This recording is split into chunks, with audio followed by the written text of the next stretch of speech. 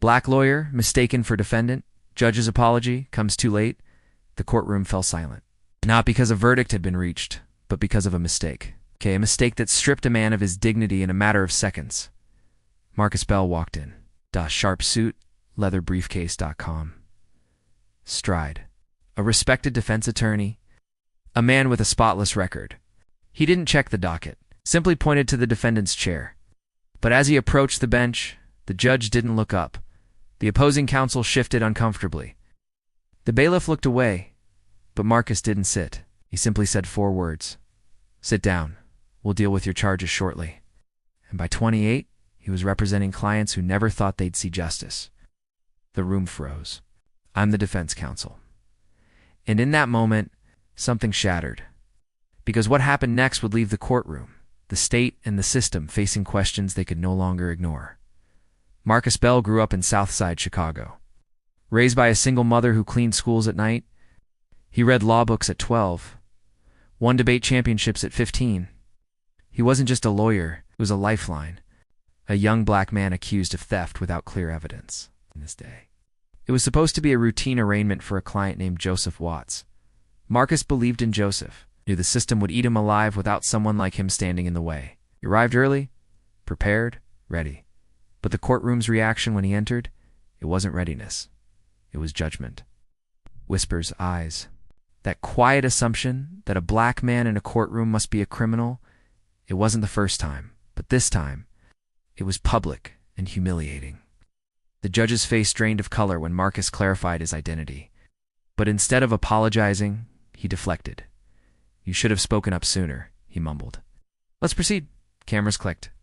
The story was already out. Proceed. After reducing a man to a stereotype, Marcus didn't let it slide. He addressed the court. Your Honor, I move for a recess. On record, I believe this courtroom just witnessed a violation of professional dignity and racial bias. Former judges weighed in. Some defended the judge. Others called for action. Gasps. The opposing counsel looked stunned as the media in the back perked up. And it spread. Within hours, the footage was trending. #NotTheDefendant Black Low Wire commentators debated. But one question echoed louder than the rest. How many times has this happened without cameras watching until now? 2 days later, Marcus received an anonymous letter. It wasn't just about him, but never let that stop you from showing them. It detailed 5 similar incidents. Same judge, same assumptions. Different black attorneys, live-streamed. It's all brushed under the rug. One had been demoted, another left law entirely. None had come forward. Marcus knew this wasn't just personal. It was systemic. He contacted the state bar, filed an official complaint, sent the footage, attached the letter, and then he waited. He remembered his mother, not as a defendant, not even as a witness. Baby, they won't always see who you are. He remembered his first courtroom appearance, the way the clerk handed files to the white intern next to him. He remembered arguing his first case, and the opposing counsel asking if he was the paralegal. He remembered why he stayed in this fight, because for every mistake like this, there were thousands more in silence. A month later, the judge was called into a formal review hearing. Charges dropped, case dismissed. Marcus stood. But as the lawyer who changed everything, he presented the facts. The pattern, the precedent, the trauma.